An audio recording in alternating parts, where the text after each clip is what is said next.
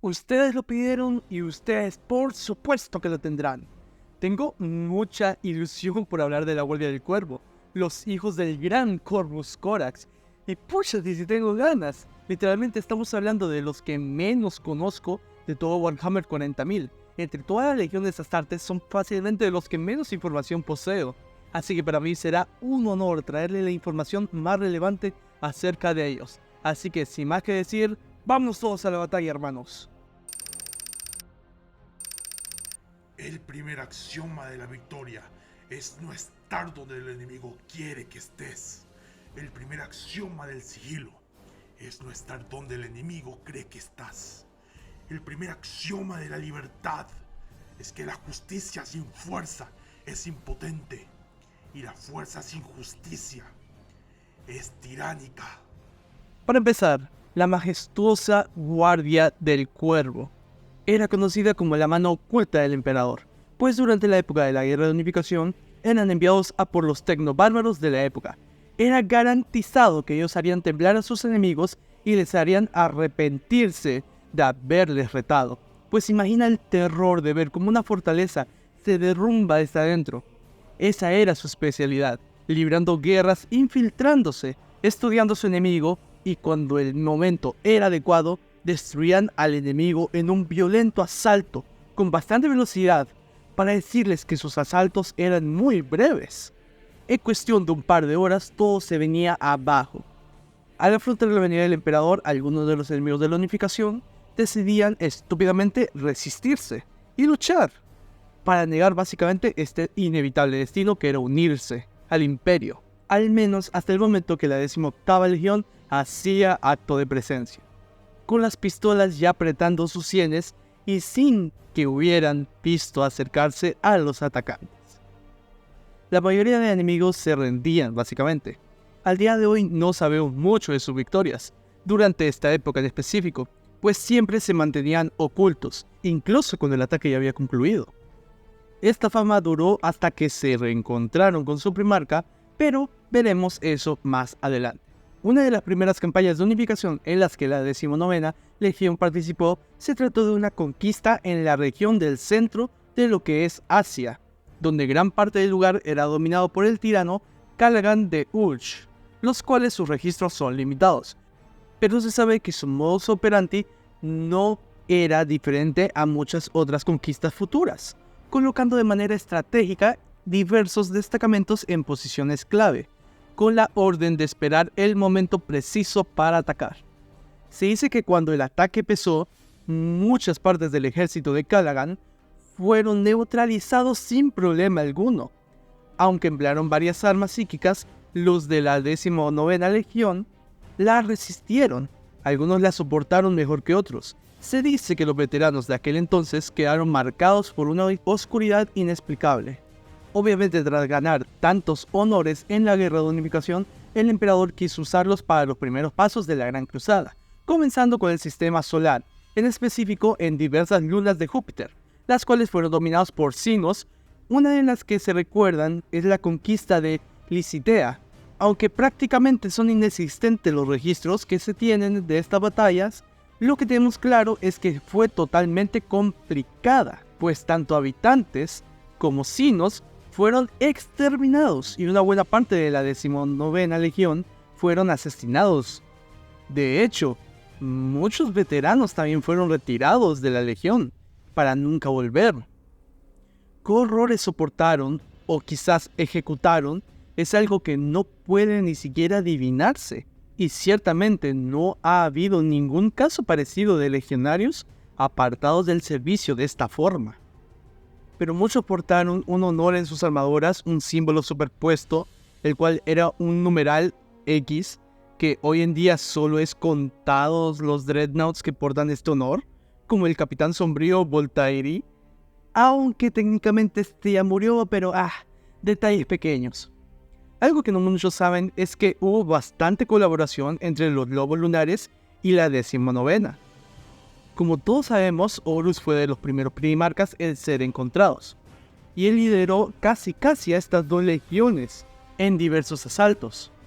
Se complementaban bastante bien, pues los lobos venían de frente mientras que la 19ª destruía todo desde adentro. Con el tiempo, Horus llegó a considerar casi como un capítulo dentro de su legión y no fueron influidos por la cultura de Cetonia ni nada por el estilo, pues ellos sabían que cuando llegara el momento de que su primarca se reencontrara con ellos se entregarían a él sin rechistar. Aparte de que porque los rasgos de su semilla genética, ellos resaltaban de manera bastante peculiar, pues su piel era totalmente pálida, de manera muy sobrenatural. Parecían muertos. ¿Qué va muertos? Parecían malditas hojas de papel, amigo. Y su cabello se volvía totalmente oscuro, un negro tan profundo que parecía peor que la noche. Para cuando el señor Cuervo tomó el mando de su legión, la Gran Cruzada básicamente ya cumplía más de un siglo. Corax impulsó rápidamente el estilo de combate que había perfeccionado en Lycaeus, por encima de lo que ya habían definido hasta entonces, fundiendo el sigilo y la astucia con la vigilancia y la rapidez. Fue en esta época cuando se purgó a la mayor parte de las costumbres nativas de la 19ª Legión, y en especial las tradiciones más despiadadas de las tribus éricas. La primera impresión que tuvo Corax con sus hijos no fue muy buena, en el sentido de que la 19ª Legión tenía mucha experiencia en operaciones de opresión y represión, que les recordaba bastante a los esclavistas que justamente había derrocado en Lycaeus. Por ende, Corax vino y destruyó los antiguos cimientos desplazando a los antiguos mandos de la Legión, y a algunos, como podrán imaginar, no les costó. Imagina tener 3 siglos de servicio y que te quiten de tu puesto. Pero bueno, era lo mejor, porque ahora los rebautizados como la Guardia del Cuervo se habían especializado de manera mucho mejor ante cualquier enemigo que tengan enfrente. Sí, suena un poco raro, pero digamos que llegaron a superar a los ultramarines de Robot Guilliman en cuanto a simulacros estratégicos, siendo sumamente difíciles y tenían tropas para enemigos que, a comparación del primarca de los ultramarines, nunca había combatido. De hecho, hablando siempre en este sentido, Corax superó a su hermano 3 veces de esta misma manera. Y en cuanto al señor de los ultramarines, aprendió la lección y ajustó sus tácticas.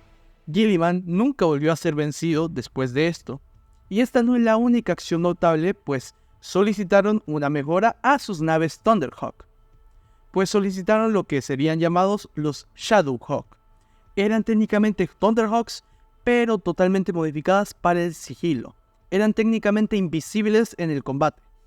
Como podrán ver, son bastante distintas a sus legiones hermanas, pues no hubo una conquista para unificar a la legión ni nada por el estilo, o al menos de lo que nosotros sepamos. Pero como tal, es algo diferente. Pero por desgracia no tenemos mucho más que hablar de la Gran Cruzada, pues como ya dije, antes sus batallas están mayormente bajo llave, en secreto y olvidadas.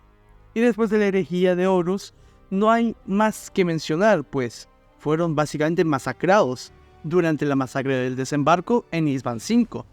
Junto con las manos de hierro y las salamandras fueron básicamente erradicados a manos de los hijos del emperador, la Legión Alfa y entre otros.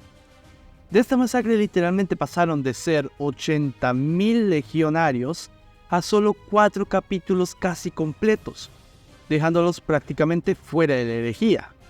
En este momento el emperador pues básicamente le dio la ubicación de los laboratorios que se usaron para crear a los primarcas y a los astartes a Corvus Corax, usando de mediador al bueno de Malcador.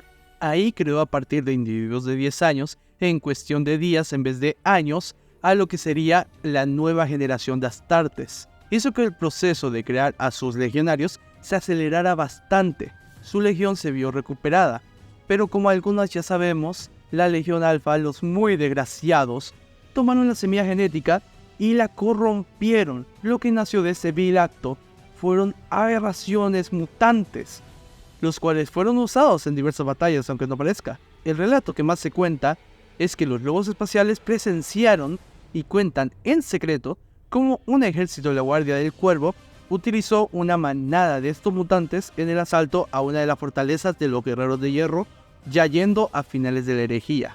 Por culpa de todo esto, Corax se vio bastante perjudicado, y tomaron un papel más que secundario durante toda la herejía.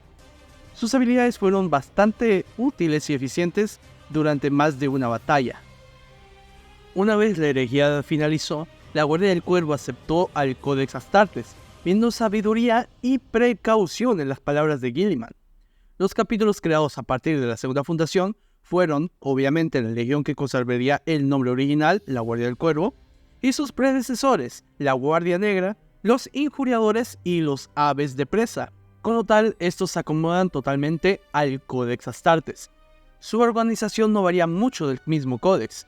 El señor del capítulo, Kaivan Strike, es conocido como el Señor de las Sombras.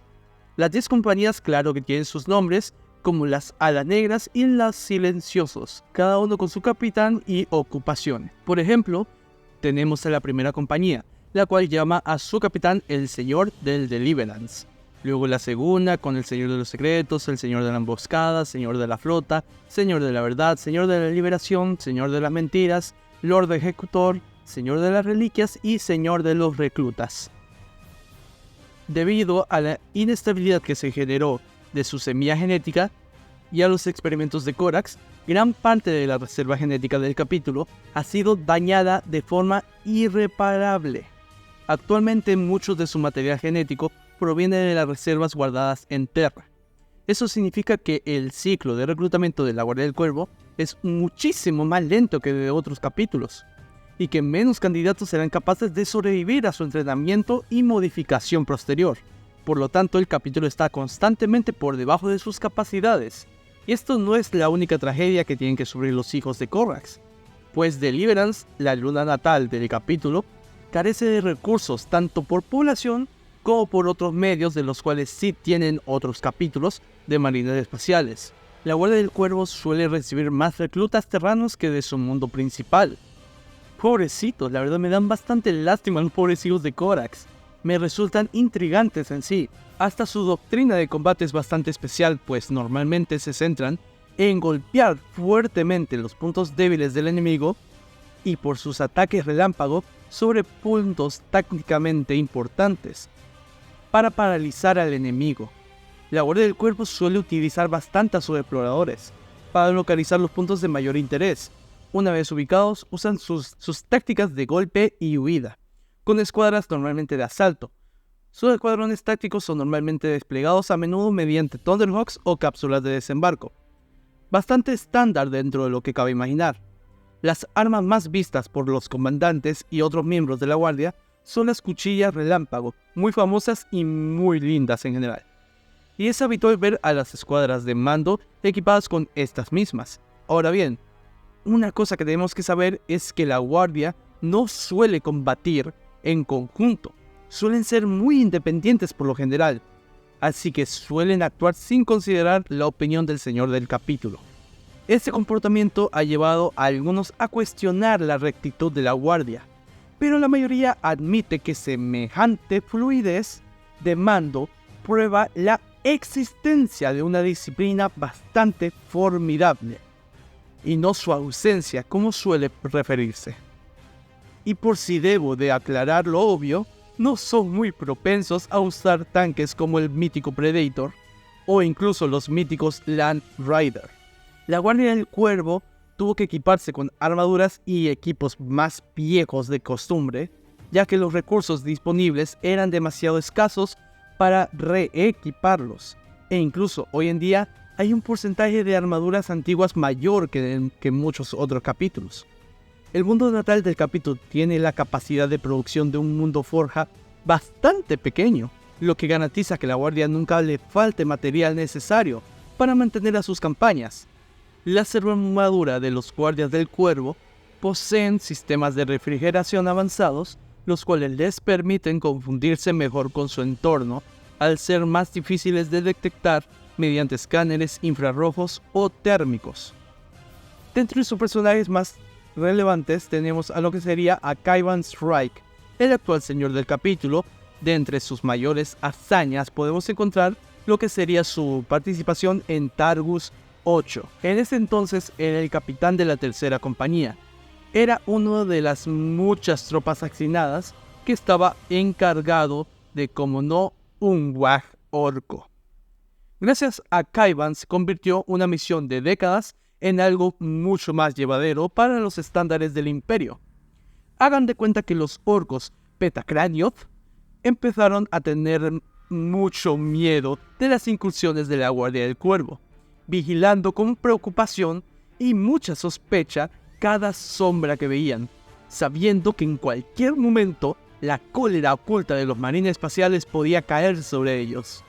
Ahora bien, si me pregunta por la reacción que tuvieron sus hijos ante la desaparición de Korrax, no tiene mucho más que podamos ver, pues ni siquiera pude encontrar datos de sus creencias. Digno de la mano oculta del emperador, ¿no lo creen? Pero bueno, sinceramente me gustaría decir más de la Guardia del Cuervo porque sinceramente me gustó mucho, la verdad. Su diseño como tal está muy guapo, pero wow que sí tiene muy poca historia a comparación de sus legiones hermanas. Eso sí, ténganme en cuenta, estoy hablando de historia en general, porque obviamente si me pongo aquí a hablar de cada una de sus hazañas individuales, no termino ahora. Aparte, creo que sería mejor hacer un video hablando de diversas hazañas que han compartido con otros capítulos. Por ejemplo, no es para nadie un misterio que esta gente, la Guardia del Cuervo, ha participado muy de cerca con lo que serían sus hermanos las cicatrices blancas. Pero bueno, eso lo dejaremos para otro momento. Ahora bien, le toca a usted, mi estimado seguidor o suscriptor. Vamos a hacer lo mismo que la vez pasada, así que estén pendientes del apartado de comunidad, donde estaremos, pues obviamente, seleccionando el tema del siguiente video, ya que ¿quiénes serán los siguientes en aparecer en esta bella sección? Tenemos a los Ángeles Oscuros, a los Puños Imperiales, a los Ultramarines y a los Manos de Hierro. Les toca a ustedes elegir, jóvenes. Decidan con cuidado. Yo he sido Necrodemon y nos vemos para una siguiente campaña.